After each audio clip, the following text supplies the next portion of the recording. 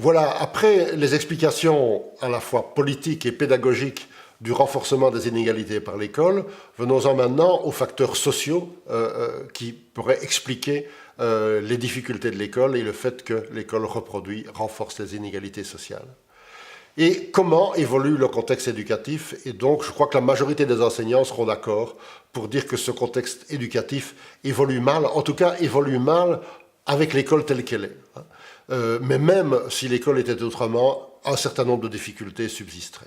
L'environnement social, culturel, économique se détériore, je crois qu'on peut le dire comme ça. La pauvreté augmente, la grande pauvreté augmente, la précarisation liée à l'évolution économique, liée à l'évolution du marché de l'emploi. Tout ça fait que pour un certain nombre de familles, socialement, sanitairement, etc., c'est toujours plus difficile et que ces enfants viennent à l'école et qu'ils sont toujours plus éloignés de ce que l'école attend d'eux.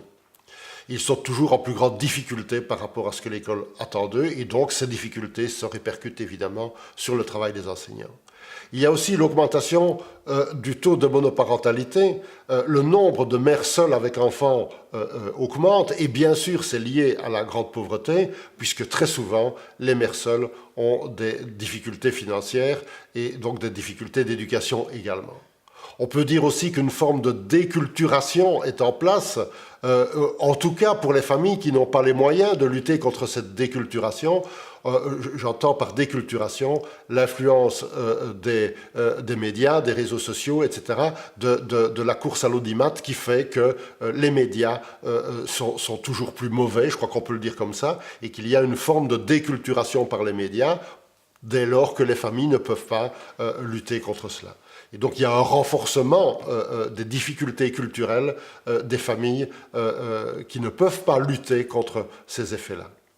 Les nouvelles technologies, tout ça est lié à une certaine forme de déculturation. Comme toujours, les outils nouveaux ne font que renforcer les inégalités parce que les outils sont des moyens, bien sûr, de se distinguer ou des moyens, à l'inverse, de s'appauvrir. Et donc, les nouvelles technologies, Internet, vont entraîner un certain nombre de transformations, entre autres transformation au rapport à l'autorité, le rapport au savoir constitué, tout se vaut. Aujourd'hui, sur la toile, tout se vaut. Toutes les réponses sont là, mais toutes les réponses ne se valent pas et on fait comme si elles se valaient toutes. Le rapport au principe de réalité aussi se transforme et donc les limites souvent ne sont pas posées, non pas de la faute des parents pourrait-on dire, mais parce que l'environnement social et culturel entraîne cette difficulté de placer les limites et donc on a des enfants qui arrivent à l'école avec ce problème des limites et de nouveau les enseignants doivent faire avec ça. Et bien sûr, ce qui augmente et qui augmente très fort, étant donné tous ces facteurs, c'est la compétition pour l'emploi, la lutte des places toujours plus forte, l'angoisse des parents par rapport à l'avenir de leurs enfants toujours plus fort, et tout ça va évidemment avoir un certain nombre de conséquences. Premier type de conséquence, c'est que prenant en compte toutes ces difficultés-là, le pouvoir politique va avoir tendance, et c'est bien naturel et légitime, à toujours en demander plus à l'école, à demander plus d'égalité et de réussite, alors qu'évidemment, c'est toujours plus difficile de produire cette égalité, cette réussite, puisque c'est le contraire qui se passe dans la société. Toujours plus de prescriptions pédagogiques en fonction de ces injonctions, mais des prescriptions pédagogiques qui sont déconnectées dès lors que le système ne change pas. Si le système reste tel quel, si on continue à demander aux enseignants de produire de l'échec, on ne peut pas leur faire des prescriptions pédagogiques pour faire de la réussite. Et tout ça se contredit. Et donc, d'une certaine manière, depuis 20 à 30 ans, on dit que le pouvoir politique a changé, mais non, on peut considérer que depuis 20 à 30 ans, le pouvoir politique souhaite une école de la réussite pour tous, souhaite que l'école aille mieux, mais sans en prendre véritablement les moyens. Et donc, on peut dire que c'est toujours plus de la même chose. L'environnement se dégrade, mais on demande toujours plus de la même chose.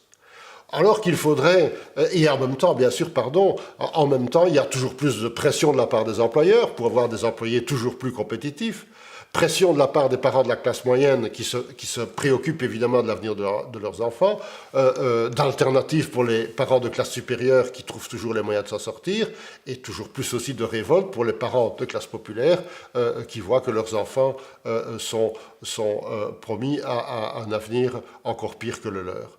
Donc tout ça fait que le contexte éducatif, évidemment, devient extrêmement compliqué. Le métier devient quasi insupportable pour les enseignants, puisqu'on leur demande une chose et son contraire. Ils sont dans une école injuste et inefficace, ils sont obligés d'assumer l'injustice et l'inefficacité, donc ils ne veulent pas en entendre parler. Tout doit changer, et c'est tout qui doit changer, parce que ce n'est pas en faisant plus de la même chose qu'on arrivera à modifier les choses. Et donc si on résume les facteurs d'inégalité à l'école, on a des facteurs politiques, des facteurs pédagogiques et des facteurs sociaux. Alors, facteur politique, eh bien, on peut rappeler qu'une société inégale demande une école inégale et que pour ça, il faut des échecs, on a besoin d'échecs pour cela. Deuxième facteur politique, il y a la double liberté qui organise l'école en quasi-marché, ce qui entraîne de la ségrégation sociale et une logique de niche pédagogique. Facteur pédagogique, eh bien, on peut mettre en avant les rapports au savoir des milieux populaires qui ne sont pas pris en compte parce qu'ils ils n'arrivent pas à la conscience des enseignants, ils ne sont pas pris en compte et cela entraîne leur échec. Il y a la domination symbolique, la honte, le conflit de loyauté et la révolte. Tout ça va aussi générer de l'échec. Et enfin, la détérioration du contexte éducatif, les facteurs sociaux, tout cela contribue à l'échec et à la relégation des enfants de milieux populaires. Et c'est bien pour cela qu'il faut tout changer et que le pacte le pourra peut-être si on se mobilise avec le pacte. Et donc les deux capsules suivantes, que peut-on faire avec le pacte pour essayer de lutter contre les inégalités à l'école ?